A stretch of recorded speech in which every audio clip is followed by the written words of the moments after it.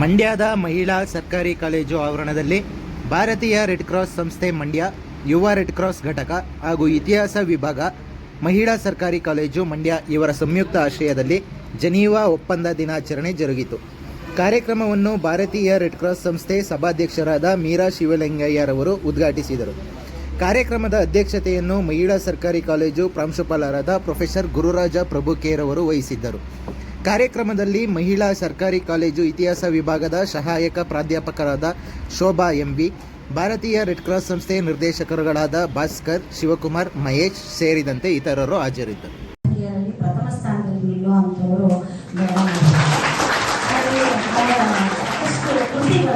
ಅವರು ಬಂದಿದ್ದಾರೆ. ಆ ಮೂಲಕ ಮಂಡ್ಯ ಜಿಲ್ಲೆಗೆ ಅವರು ಅದ್ವಿತೀಯವಾದಂತಹ ಕೊಡುಗೆಯನ್ನ ನೀಡಿದ್ದಾರೆ. ಅದಲ್ಲದೆ ಬೇರೆ ಬೇರೆ ಸಂಸ್ಥೆಗಳಲ್ಲಿ ಒಪ್ಪಂದ ಇದಾಗಿದೆಯಲ್ಲಪ್ಪ, ನಂಗೆ ಇದ್ರ ಬಗ್ಗೆ ಗೊತ್ತೇ ಇರಲಿಲ್ಲ ಸರ್ಗೆ ಇವತ್ತು ನಾನು ನಮಸ್ತೆ ಮಾಡ್ತೀನಿ ನವೀನ್ ಸರ್ಗೆ. ಯಾಕೆಂದ್ರೆ ಅದ್ರ ಬಗ್ಗೆ ಹೆಚ್ಚಿನ ವಿಚಾರವನ್ನ ನಾನು ತಿಳ್ಕೊಳ್ಳೋಕೆ ಅದರಿಂದ ಸಾಧ್ಯ ಆಯ್ತು. ಈವನ್ ರೆಡ್ ಕ್ರಾಸಿನ ಒಂದು ಕಾರ್ಯಗಳ ಬಗ್ಗೆನೂ ನನಗೆ ಈ ಮೂಲಕ ತಿಳ್ಕೊಂಡಿದ್ದು ಖುಷಿ ಆಯ್ತು ನನಗೆ.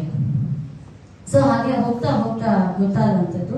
ಮತ್ತೆ ಅದರ ಹೇಳಿದ್ನಲ್ಲ, ಅದರ ಮಹತ್ವ ಏನು ಅಂತ ಹೇಳಿ, ಇದೊಂದು ಪ್ರಮುಖ ಅಂತಾರಾಷ್ಟ್ರೀಯ ಮಟ್ಟದ ಒಪ್ಪಂದ ಆಗಿರುವಂಥದ್ದು. ಪ್ರಸ್ತುತ ನಾವು ಪ್ರಪಂಚದಲ್ಲಿ ನೋಡ್ತಾ ಇದ್ದೀವಿ ಏನಾಗ್ತಾ ಇದೆ ಅಂತ ಹೇಳಿ. ಈಗೇನೆ ಫೆಬ್ರವರಿಯಲ್ಲಿ ಸ್ಟಾರ್ಟ್ ಆದಂತಹ ಮಧ್ಯಪ್ರಾಚ್ಯದಲ್ಲಿನ ಸಂಘರ್ಷ ಎಷ್ಟು ಮಟ್ಟಿಗೆ ಅದು ಮಧ್ಯಪ್ರಾಚ್ಯ ಮಾತ್ರ ಅಲ್ಲ, ಇಡೀ ಪ್ರಪಂಚದಲ್ಲಿ ಅಶಾಂತಿಯನ್ನ ಉಂಟು ಮಾಡಿದೆ, ಘರ್ಷಣೆಯನ್ನ, ನಮ್ಮ ನೆಮ್ಮದಿಯನ್ನ ಕಿತ್ಕೊಂಡಿದೆ ಅಂತ ಹೇಳಿ ನೋಡ್ತೀವಿ. ಯುದ್ಧ ಅಂದ್ರೇನೆ ಹಾಗೆ. ಯುದ್ಧಕ್ಕೆ ಪರ್ಯಾಯ ಪದಗಳನ್ನ ನಾವು ಹೇಳ್ತಾ ಹೋದ್ರೆ ಕರೋಗೆ ಎದುರುಗಡೆ ಬರುತ್ತೆ, ಹಿಂಸೆ ಅನ್ನುವಂಥದ್ದು ಬರುತ್ತೆ, ಭೀಕರತೆ ಅನ್ನೋದು ಬರುತ್ತೆ, ಸಾವು ನೋವುಗಳು ನಮ್ಮ ಮುಂದೆ ಬರ್ತಾ ಹೋಗ್ತದೆ. ಯುದ್ಧನೇ ಅದು. ಅಶಾಂತಿ ಅಶಾಂತಿ ಎಲ್ಲಿ ನೋಡಿದ್ರು ಅಶಾಂತಿನೇ, ಶೋಭೆನೆ ನಮ್ಮ ಕಣ್ಮುಂದೆ ಕಾಣ್ತಾ ಹೋಗ್ತದೆ. ಅಪಾರ ನಷ್ಟ, ಸಾವು ನೋವುಗಳು ನಮ್ಮಲ್ಲಿ ಕಾಣಿಸ್ತಾ ಹೋಗ್ತದೆ. ಇದು ಮಧ್ಯಪ್ರಾಚ್ಯ. ಎಷ್ಟು ಮಟ್ಟಿಗೆ ಅಂತ ಹೇಳಿದ್ರೆ, ನಾನು ಕ್ಲಾಸಲ್ಲಿ ಮೊನ್ನೆ ನಿಮ್ಗೆ ಹೇಳಿದ್ದೆ, ನಮಗೂ ಮಧ್ಯಪ್ರಾಚ್ಯಗೂ ಎಷ್ಟು ಗ್ಯಾಪ್ ಇದೆ. ಸಾವಿರಾರು ಮೈಲಿ ದೂರದಲ್ಲಿ ನಾವು ಇದೀವಿ. ಆದ್ರೂ ಸಹ ನಮ್ಗೆ ಆ ಒಂದು ಯುದ್ಧದ ಭೀಕರತೆ, ಅದರ ದುಷ್ಪರಿಣಾಮವನ್ನ ನಾವು ಎದುರಿಸಿದ್ದೀವಿ. ನಾ ಹೇಳಿದೆ ಕ್ಲಾಸಲ್ಲಿ, ನಮ್ಮಪ್ಪ, ನಮ್ಮಮ್ಮ, ನಾವುಗಳು ಆ ಯುದ್ಧದ ಭೀಕರತೆಯನ್ನು ಅನುಭವಿಸಿದ್ದೀವಿ ಅಂತ ಹೇಳಿ. ಉದಾಹರಣೆ ಹೇಳ್ಬೇಕಾದ್ರೆ ನನ್ನ ಮನೆಯದೇ ಎಕ್ಸಾಂಪಲ್ ನಾನು ಕೊಡ್ತೀನಿ ಮೇಡಮ್. ಏನಪ್ಪಾ ಅಂತ ಹೇಳಿದ್ರೆ, ಈಗ 1 ಮಂತ್ ಬ್ಯಾಕ್ ಸಿಲಿಂಡರ್ ಖಾಲಿ ಆಗೋಯ್ತು. 2 ಸಿಲಿಂಡರ್ ಇದೆ, 1 ಸಿಲಿಂಡರ್ ಇನ್ನೂ ಬಂದಿಲ್ಲ, ಅದು ಖಾಲಿ ಇದೆ, ಇನ್ನೊಂದು ಖಾಲಿ ಆಗೋದು. ಏನ್ ಮಾಡೋದು? ಆ ದಿನ ಎಲ್ಲ ಉಪವಾಸ, ಹೊರಗಡೆಯಿಂದ ಊಟ. ನೋಡಿ, ನನ್ಗೂ ಮಧ್ಯಪ್ರಾಚ್ಯಗೂ ಏನು, ಅಮೆರಿಕ ಮತ್ತು ಇರಾನ್ ನಡುವೆ ಘರ್ಷಣೆ ನಡೀತಾ ಇರೋದು ನೋಡ್ತಾ ಇದ್ದೀರಾ ನೀವು. ನನಗೂ ಇರಾನ್ಗೂ ಏನಪ್ಪ ಸಂಬಂಧ? ನನ್ನ ಪಾಡಿಗೆ ನಾನು ಎಲ್ಲೋ ಮಂಡ್ಯದಲ್ಲಿ ಒಂದು ಮೂಲೆಯಲ್ಲಿ ನನ್ನ ಪಾಡಿಗೆ ಏನೋ ಕೆಲಸ ಮಾಡ್ಕೊಂಡು ಕಾರ್ಯ ಮಾಡ್ಕೊಂಡು ಇದ್ದೀನಿ. ಆದ್ರೆ ಅದರ ಒಂದು ಬಿಸಿ, ಆ ಯುದ್ಧದ ಬಿಸಿ ನನ್ನ ಮನೆಗೆ ತಟ್ಟಿ 1 ದಿನದ ಉಪವಾಸಕ್ಕೆ ಅದಕ್ಕೆ ಕಾರಣ ಆಯಿತು. ನೋಡಿ, ಇದು ಅನುಭವ ನಿಮಗೂ ಆಗಿದೆ, ನಿಮ್ಮ ಮನೆಗಳಲ್ಲೂ ಆಗಿದೆ. ಇತ್ತೀಚಿನ 1 ದಿನಗಳಲ್ಲಿ ಈಗಲೂ ಸಹ ಸಿಲಿಂಡರಿನ ಒಂದು ಕೊರತೆ, ಶಾರ್ಟೇಜ್ ಅನ್ನ ನಾವು ಎದುರಿಸ್ತಾ ಇದೀವಿ. ಇಂದಿಗೂ ಒಂದು ಕಾರ್ಯ ಕೂಡ ನಿಮ್ಮ ಒಂದು ಸಹಾಯ ನೆರವಿರುತ್ತೆ.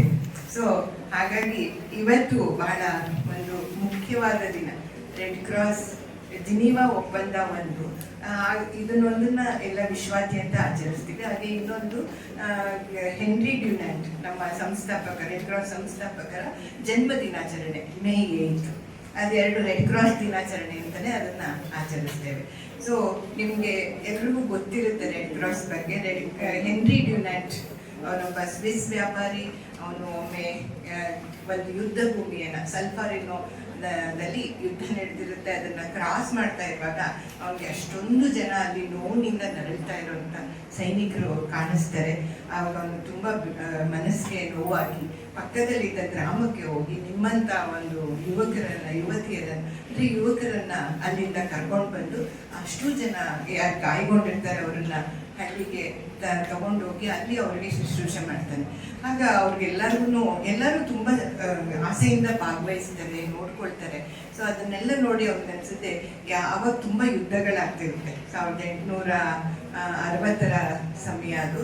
ಸೊ ತುಂಬಾ ಯುದ್ಧ ಆಗ್ತಿರುತ್ತೆ. ಇದೇ ರೀತಿ ಎಷ್ಟು ಜನ ನೋವಿನಲ್ಲಿ ಇರ್ತಾರೋ, ಆದ್ರೆ ಅಲ್ಲಿ ಸಹಾಯ ಮಾಡಕ್ಕೆ ಜನಗಳಿದ್ರೂನು ಅವ್ರಿಗೆ ಅದ್ರ ಬಗ್ಗೆ ಗೊತ್ತೋ ಇಲ್ವೋ, ಇದನ್ನ ನಾನು ಜನಗಳು ಅವ್ರಿಗೆ ಸಹಾಯ ಮಾಡೋಗೆ, ಗಾಯಗೊಂಡ ಸೈನಿಕರನ್ನ ಸಹಾಯ ಮಾಡೋ ಹಾಗೆ ನಾನು ಮಾಡಬೇಕು ಅಂತ ಹೇಳಿ ಒಂದು ಮನಸ್ಸಿನಲ್ಲಿ ಆಸೆ ಬರುತ್ತೆ. ಆಕ್ಚುಲಿ ಇದ್ರ ಮೊದಲು ಹೆಸರು ರೆಡ್ ಕ್ರಾಸ್ದು ಗಾಯಾಳುಗಳನ್ನು ಶುಶ್ರೂಷೆ ಮಾಡುವ ಸಂಘ, ಸರ್ಕಾರ ಸಂಘ ಅಂತಾನೆ ಇದ್ರ ಹೆಸರಿತ್ತು. ಸೊ ಅದಾದ್ಮೇಲೆ ಏನ್ ಮಾಡ್ತಾನೆ, ಒಂದು ಪುಸ್ತಕನೂ ಬರೀತಾನೆ, ಏನೋ ಸಲ್ಫಾರಿನೋ ಇದು ನೆನಪುಗಳು ಅಂತ ಒಂದು ಪುಸ್ತಕ ಬರೀತಾನೆ. ಆಮೇಲೆ ಎಲ್ಲ ದೇಶಗಳಿಗೂ ಒಂದೊಂದು ಲೆಟರ್ ಬರೀತಾನೆ. ಸೊ ನೀವೆಲ್ಲ ಏನಾದ್ರು ಒಂದು ವಿಷಯ ಎಲ್ಲರಿಗೂ ಇಮೇಲ್ ಕಳಿಸ್ಬಿಡ್ತೀರ ಅಲ್ವಾ, ಅವಾಗ ಲೆಟರ್ ಬರೀತಾನೆ. ಆ ಲೆಟರ್ನಲ್ಲಿ ಮೊದಲಿಗೆ 12 ದೇಶಗಳು ಮಾತ್ರ ರೆಸ್ಪಾನ್ಸ್ ಮಾಡುತ್ತವ್ರಿಗೆ 12 ದೇಶಗಳನ್ನ ಜಿನೀವಾದಲ್ಲಿ ಅವನು ಕರೀತಾನೆ. ಜಿನೀವಾದಲ್ಲಿ ಕರೆದಾಗ 1864ರಲ್ಲಿ ಪ್ರಥಮ ಜಿನೀವಾ ಸಮ್ಮೇಳನ. ಅಲ್ಲಿ ಅವರು ನಿಜವಾಗ್ಲೂ ಒಂದು ಒಪ್ಪಂದ ಮಾಡ್ಕೊಳ್ತಾರೆ. ನಾವು ಏನೇ ಒಂದು ಯುದ್ಧ ಆದ್ರೂ ಕೂಡ ನಮ್ಮ ದೇಶದಲ್ಲಿ ಪಕ್ಕದವರು ಹೋಗಿ ಯುದ್ಧಾಳುಗಳಿಗೆ ಶುಶ್ರೂಷೆ ಮಾಡಬೇಕು, ಅವ್ರನ್ನ ರೆಡ್ ಕ್ರಾಸ್ ಸಂಘ ಅಂತ ಒಂದು ಕಟ್ಟಬೇಕು ಪ್ರತಿ ದೇಶ.